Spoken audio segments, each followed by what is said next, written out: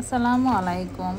তো আমরা দুপুরে খাওয়া দাওয়া করে আমি আর সামারা ঘুমিয়ে পড়েছিলাম। আমি ভীষণ টায়ার্ড ছিলাম। গতকাল রাতে আমার প্রায় সারা রাতই ঘুম হয় নাই।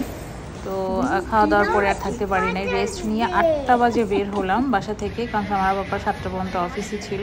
তো বের হয়ে আমি চলে গেলাম টিচারদের জন্য গিফট কিনতে, কারণ টিচার্স ডে আগামীকাল ফ্রাইডেতে স্কুলে সেলিব্রেট করা হবে। তো টিচাররা, সামারার যারা টিচার তারা আমাদের জন্য ভীষণ স্পেশাল, কারণ আমার বাচ্চাটা ৩.৫ বছরে আমি তাকে দিয়েছি এবং তাকে আজ সে লিখতে পারে, রিডিং করতে পারে। তো টিচারদের জন্য তো ভালো ছোটোখাটো জিনিস নেওয়া যাবে না, ভালো জিনিস নিতে হবে। এবং টিচারদের জন্য গিফট কিনতে গিয়ে আমি আমার নিজের জন্যই ৪-৫টা ড্রেস কিনে ফেললাম। তো তারপরে আবার সামারা ডিজনিল্যান্ডের ড্রেস কিনবে, একটা টি শার্ট কিনবে জন্য সেখানে আবার এলাম। তো এই হলো ব্যাপার। আমি অবশ্য একাই কিনতে গিয়েছিলাম, সে তার পাপার সাথে অন্য শপে গিয়েছিল, কারণ 8:30 বেজে গেছে। তো সবাই মিলে আসলে একটা জায়গায় গেলে টাইম নিয়ে কুলাবে না, তো একটু ভাগ হয়ে যেতে হয় আমাদের।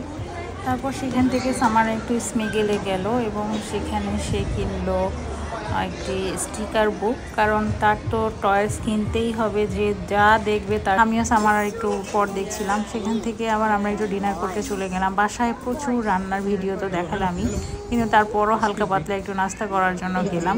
আমি কিন্তু ডায়েট করছিলাম, কিন্তু যখন আমি নিমকি দেখলাম, ও মাই গড, নিমকি আমার ভীষণ প্রিয়। নিমকির সাথে চা আমি খুবই পছন্দ করি, তখন আমি ডায়েটের কথা ভুলে গেলাম। অ্যান্ড ইয়েস, আমি তো ফুচকা খাবই, মানে এই দোকানে গেলে দই ফুচকা, মানে কি বলবো, বাংলাদেশের মতো না, কিন্তু তারপরও আমি খাই আর কি। এই যে আমি খাচ্ছিলাম, খুব ভালো লাগছিল। এটা সামারা পাপা খাচ্ছিল পরোটা, আর এই সবজিটা ভীষণ মজা ছিল। তারপর খাওয়া দাওয়া করে আমরা একটু ঘোরাঘুরি করে বাসায় চলে এলাম। আজ এই পর্যন্ত, আল্লাহ হাফেজ।